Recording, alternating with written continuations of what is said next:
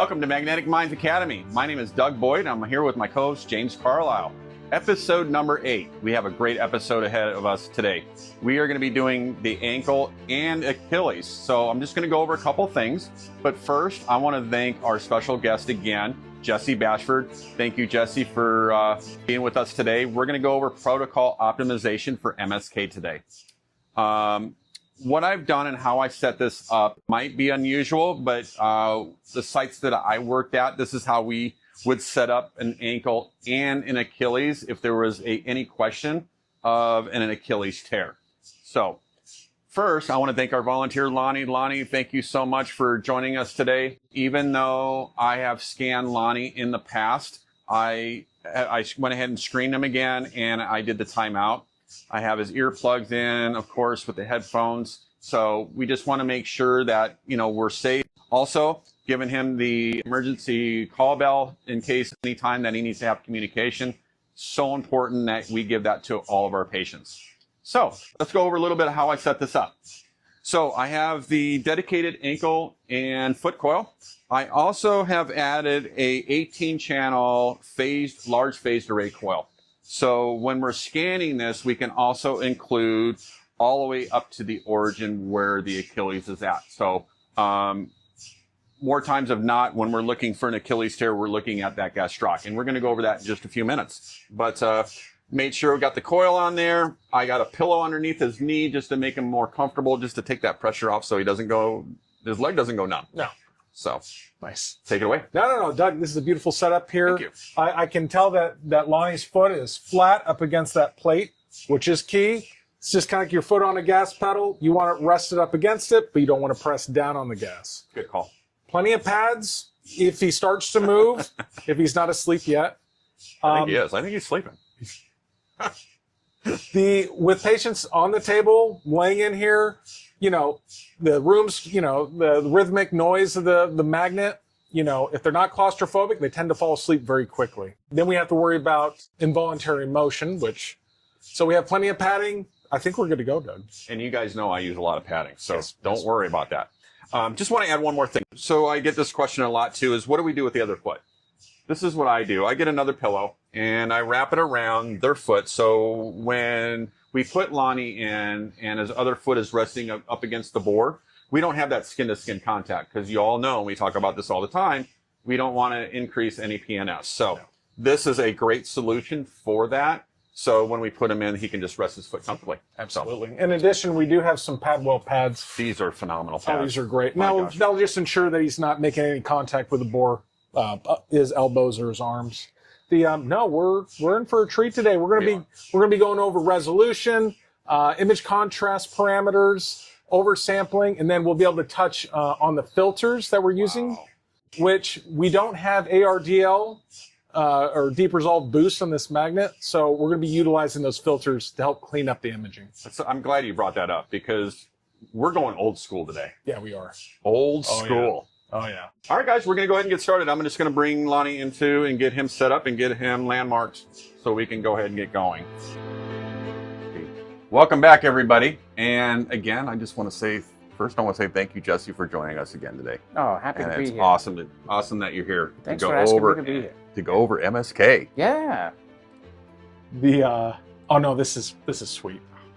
This is sweet. I just realized that this initial localizer does not have the foot ankle FA coil on. Oh. It auto detected the 18 body channel coil. Oh, you know what? Oh, I think they worked just fine. Oh, it reversed. Reversed it. Oh, that's funny. All right. This is what happens when this is in our backyard. Mm-hmm. And I guess we should keep an eye on those coil selections since we're using, the patient's positioned over the spine coil.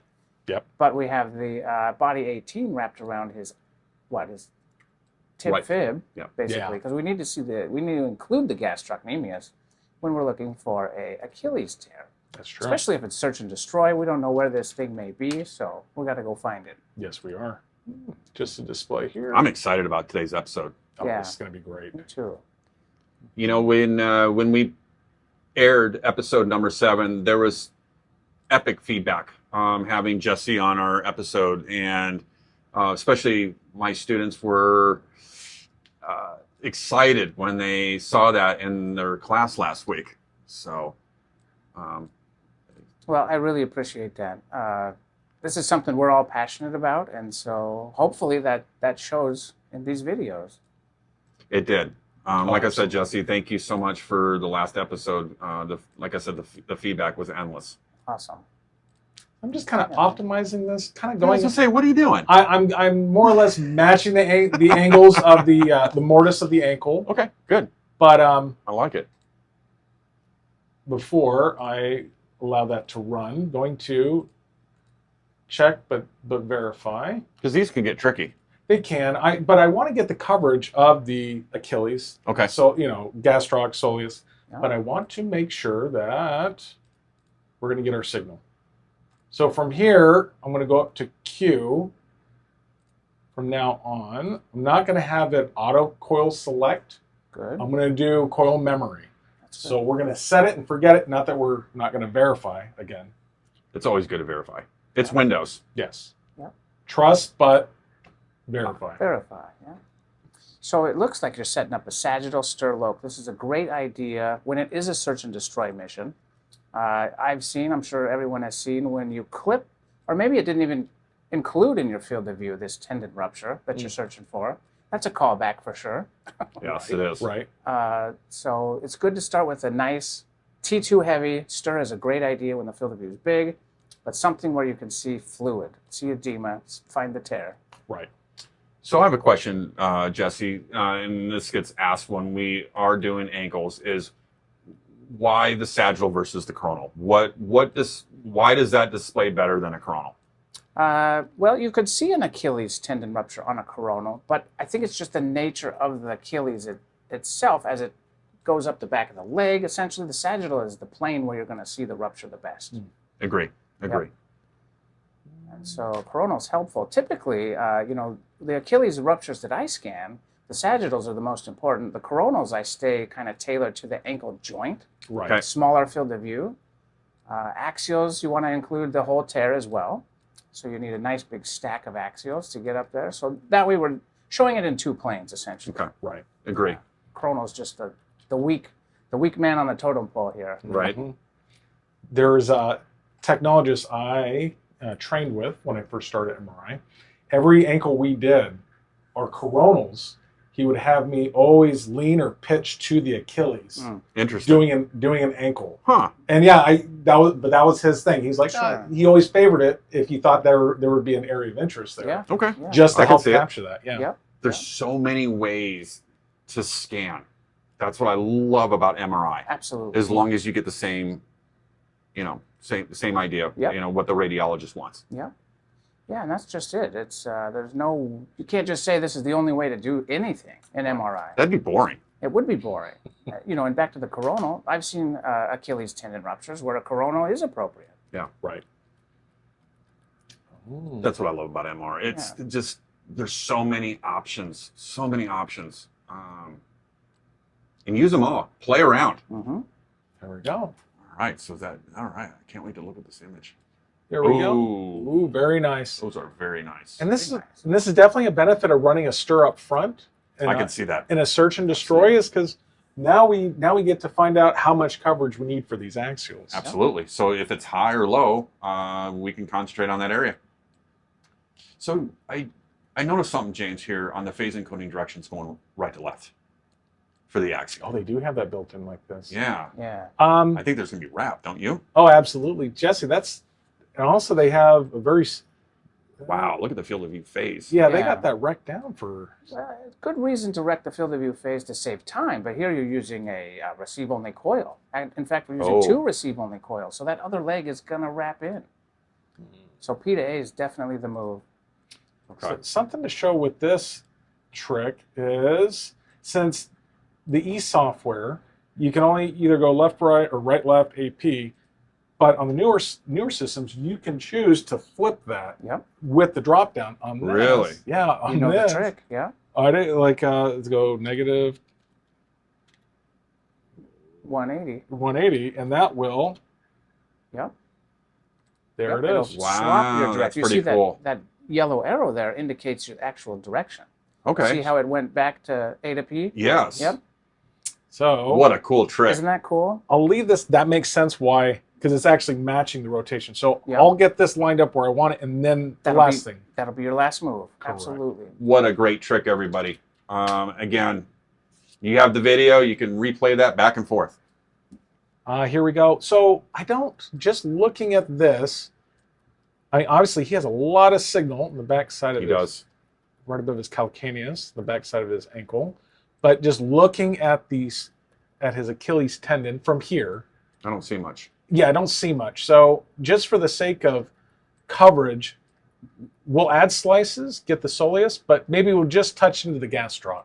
Okay. Jesse, what do you think? Yeah, I think that's a great idea. You know, if you have a dedicated Achilles protocol that's already optimized with enough slices, you really only need to show the tear in 2 planes. I would say axial and sagittal are the money shots. Right. And then the rest of your sequences can just focus on the ankle itself to finish it out. That's what ours was set up at the VA as well. Mm-hmm. There we go. I'll give a little extra. Yep, makes a lot of sense. And you'll watch the time just creep up, right? More The- slices, more time. Yes. This is already 4 at 0.4. Yep. I would be comfortable with 5 when you're trying to get this kind of coverage. Okay. Let's go 0.5. This here, we are getting really good one where we have a lot of signal. Oh, SNRs, massive. yeah, so we can lose an average. Lose an average for Well, sure. 3350 for our Don't forget your oversampling. That's right. And we don't need so much because we're only worried about possibly the toes. We'll compensate with oversampling. And then we'll just make sure that the coils are on. I love that it displays your coils on the screen next to your anatomy. That does help. We'll go 100. So we bought some more signal back. We're going to go Ton of signal. 1 Yeah, average. get rid of that thing. Yep. We'll check out our turbo factor / echo train length. Yep. See if we can hear Lonnie snoring. He was snoring pretty good. Yes, he was. So you see here, flow comp is not on, but that's okay. Well, Totally up to you guys. Gradient moment knolling does help. If it's axial, slice is the correct move. Exactly. All right, so we'll go slice. It's never a bad idea. It It's- only costs you a little bit. Little Yeah. time, yeah. 12, 14, or up to 16 or 18? Well, you know, so this is intermediate weighting. And so intermediate weighting for me is, at 12, 13. If you're in a hurry here, 13, 14 would be, to me, a I little was going to say, too high what for would be your routine. max? 14? Yeah, Okay. I would say 13 to 8. 8 Okay. to 13.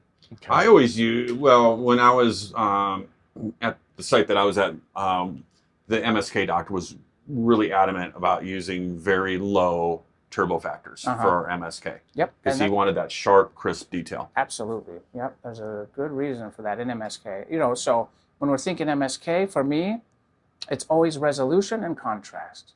And you have to have just enough signal. Just enough signal. Just enough signal. Just enough signal. All right, we have our. Now we have just a standard T2, not T2 fat set. Copy reference already to slices. Mhm. So you'll see here it's going to pull up our 5, skip 0.5. Didn't copy any other parameters though. So it's just that we Right. still have to manually match the fields of view. Right. Yep. We'll go to 100. So T2, so this is a T2, high T2 weighted image. Here TE is 103. Mm-hmm. This is going to show microfractures and things like that. It's more Okay. sensitive to small amounts of fluid than the intermediate weighting. You know, and it's radiologist preference. I've seen both ways. I've seen where it's all intermediate and no high TE, T2 weighted Okay. series at all in MSK. Dealer's choice. Dealer's choice. Love it. 210. Protocol optimization is so important, Oh, it is. especially when it gets to MSK. I felt just experience. Yep. There we go. Already looking at this. Our resolution's 320, Mhm. 70, which is perfectly fine for this field of view. Oh, absolutely. Yeah. Absolutely. The signal is still really, really good I here. know. It's we got extra. I almost want to cheat the phase oversampling down, but we are safe at 100. When you're developing protocols and you're running these day in, day out, you can really thread that needle Yeah. of exactly how much oversampling you need before it wraps in. And even if it does wrap in, is it overlapping or covering your area of interest? Right. That's the thing that one of the things that we go over when we talk about protocol optimization with our students is there is that fine line because you don't want to have to repeat it. Then you're wasting another 2.5 minutes when it's only going to be an extra 10 seconds. Correct. So you have to weigh those boundaries. Yep. So this is really, Those are gorgeous. this is not bad. Wow. So we're below the calcaneus. Oh, he has some stuff going. Oh, Yes, he does, right there. Yeah, and if there's anything along the way here that you guys think we should improve upon or yes. optimize, Looks like his halsus longus right there. it does have a little bit of edema there at that inferior tendon. See that? Right. Yeah. Right there. Ow. Yeah. So you got the halsus that comes through and goes under. Oh, gotcha. Yeah. No, he's He's on his feet though. You know, he's bouncing. I'm just wondering if it's from, you know. Because he's a boxer. He is. Yeah. Yeah, check out his videos too. Yeah, actually, he has some really good Wow. videos. We'll put a link in there so you can see Lonnie's Okay, channel. absolutely. Yeah. Thanks. Yeah. He's a great guy. Yeah, he really is. I want to be interested to see how the coronal displays this. It'll display the halsus really nice. Yeah, really nice. And you see that axial there, James. So earlier we were talking about what's the best plane to view the Achilles tendon. Mhm. So this shows you very clearly that the sagittal, you're going to get more slices in the sagittal plane, probably 5 or so, depending Correct. on your thickness. But in the coronal plane, you're just going to get it in 1 or 2 slices. That's correct. true. Yep. So I'll get this sagittal set up real quick. That's it. So we got our T2 fat set right side. Mm-hmm.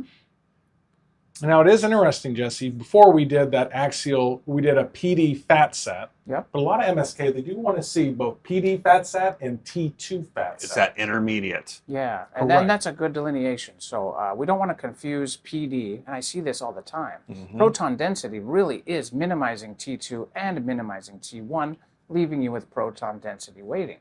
Right. So I think the terminology I like to use is intermediate weighting. There you go. Nice. It's a softer contrast, but fluid is still very bright. So it's still very T2 weighted. Correct. That's our MSK doctor was very adamant on almost having these like 56 TE. And we had to find ways of adjusting our TR, our echo train to get that. Do you remember that? I remember I that. want 56 TE. Yep. And it's, you know, and he would, Jesse too, he would call it an intermediate fat set. Yep. Correct. Yep, and for me and where I've worked before, I find that in the 40s is the best TE for intermediate weighting. Especially if you can use and throw on the restore pulse. So the restore pulse is really cool. It allows you to scan with shorter TRs. Basically, it's also in GE, they call it driven equilibrium. Interesting. And Okay. so what that does is slams all the transverse magnetization back to home. So it's optimizing T2 decay time so that you can start the next pulse sequence and get going quicker. Mm-hmm. I think we should do an example. Yeah, it doesn't cost too much, or a little bit of SAR, but it's, Little SAR, little TR increase. but it's not. Okay. Yeah, no, it's fantastic. But at the end of the day, it's patient care. We're Right. trying to provide the best images possible. Absolutely. And that's what that button's there for. Or Yeah. that's what that selection's there for. Right. Mhm. And so I would like to also note that it depends on which scanner. If you're scanning with a 1.5 T or a 3 Tesla, let's just say everything takes longer at 3 T, right? And I'm talking about T1 recovery times and T2 recovery times. So if you're scanning with a TR of, say, 5,000 for a T2 weighted image, there's really no reason to use that restore pulse, Right. Okay. Good point. Makes sense. especially at 3 T. But if you're scanning on a 1.5 T and you're scanning with 2,500 TR, adding that restore pulse is only going to make your T2 contrast pop. That's what we want. That's what we That want. is what we want. I feel like this resolution go up a bump. Yeah. I think it could use a bump too. Yeah, that's what I was pretty wondering. low. Yeah, there we Yeah. go. I like that better. 0.71. And since it's a 3T, we got a little bit of room. We can. Yeah, Yeah. we absolutely can. And so you've increased your field of view. Oh, it's 200, right? Correct. Yes. Correct. Yeah. So- Now, we can, if we need the additional coverage, something to touch on real quick, we can expand that field of view phase Mm-hmm. to get additional coverage. Oh, yeah. That's a really nice trick. Love this. And what so what I do is I would drop the field of view read to maybe 150. Ah, nice. And then when you stretch the field of view phase past 100%, you're actually gaining resolution. It's a kind of a cheat code. It is it's a cheat kind of code. a trick. I love that. In fact, So- because we did that, sorry. No, go ahead. We can probably back this down to, I wish there was a 288. I know. Right? The Yeah, newer like, systems have additional matrices built in, so you have a lot more options. Here we go, Lonnie. Next one. So here's my question. So if we're doing this when we're teaching lab, one of the things they're going to be like, well, it's at 46%. Right. Is it true 46%? Exactly. It's relative to the way the protocol was saved last. Correct. Thank And you. since it was saved with a 200 field of view and we just dropped it to 150, it's relative to its original state. Okay. And so it doesn't scare me that much when we have a 3 Tesla magnet, we have 2 averages. The bandwidth does play in, so we could take a quick look at the bandwidth if you wanted to, but I'm not scared. Okay. Because that's one of the questions that, I always come across Yeah. is, they don't understand that the protocol was built this way. Yep. So thank you for answering that. That's Absolutely. great. That's great info. It does Yeah. make me wonder down the road with AI and further software Right. packages whether they can actually have a realistic model of, as you make changes, where that signal is actually at, Sure. instead of being relative to when you opened it. Yep. So Yep. And Great points. it just takes time and experience, and when you know your system and you know your protocols, you kind of get a sense of what it's gonna look like. And this T1 here, you really want to see bony trabecula on T1 and MSK. Absolutely. And so hopefully we could run one of these and maybe show a difference. We'll see. Okay. We'll see. and this is just to match. Just to match. Yeah, T1 anatomy. It's not going to take long to run. Yep. In fact, sometimes when I'm doing a lot of MSK and I'm, especially shoulders, and I need a view to be done before I can finalize setting up the next sequence, I prefer to run the T1s up front. Sure. If I'm not You can worried, cheat a little bit on those. you can, and they typically don't take long to process. No, and they don't. They pop up right away. Yeah. No, I agree. I do the same thing. Yeah. Like I think we talked about this last episode with Jesse. Sometimes, you might add some time and stuff on a sequence that's really important. Yeah. And then you take away a little bit on the ones that, are relevant, but you can cheat a little bit more. Absolutely. So you're not really, because they hear that all the time, oh, you're making the exam longer. No, you're not. Right. Yeah, it's a total exam time, and spend your money where it counts, right? Absolutely. Axial oblique. So I wonder if that's their tendon view. It's the Oh, tendon. that is. It's Yeah. the oblique view. Yeah, the All right. perineal tendon view. It's out of here. If so, we'll come back. We'll do a dedicated ankle. Yes. Yeah. Sure. Yeah. Yep. All right. So then when it comes to the coronals, I don't know how you guys feel, but because of what we've talked about, it doesn't really show the Achilles well. I would do high resolution of the ankle joint itself. Yeah, Okay. Good call. Do a little copy image position because we're already somewhat squared up there. We'll get some additional 30. Yeah, we don't need as many slices, or do we? Oh, I'm sorry. Yes. Oh, just do the ankle. Yep. Okay. Yep. And Get to the- again, so we have to think about wrap. We have to think about Yes. time. Receive only coil. It is right to left on the phase with zero oversampling. That does make me nervous. Oh, It's going to wrap. That's a booby trap. It's a booby trap. It is. Well, and it's, again, Jesse, like you said before, yes, everything but the knee and the birdcage head coil is send and receive. Mm-hmm. So with B subscript 1, the RF energy is pelting the other appendage, Yep. which is going to introduce signal Right. left to right. Yep. So Just to go over real quick while we're here. You want to go over the angling of Yes. how we angle, why the importance. Thank you, Doug. Of an angle. thank you. So you have here the lateral malleoli, and then you have the medial here. And you can tell because this one's actually connected with the tibia. And this being the fibula, always on the lateral, on the outside. Yep. I'm kind of splitting the difference here. This is like a goalpost. I'm just going right down the middle. Like it. Yeah, something that when we're doing ankles, I notice is that more or less it matches the same angle of the calcaneus. It's a good plan B. Yep. Especially if those rolling injuries on ankles. Mm-hmm. Things are kind of misplaced differently. Yeah. So that's a good. Yeah, it tends to always fall right there. Yeah. You don't always have to have a backup. Yeah, you have to have a backup plan. Yep. It's like doing ACLs on knees. Yeah. That ACL has been completely removed. Oh, Yeah. absolutely.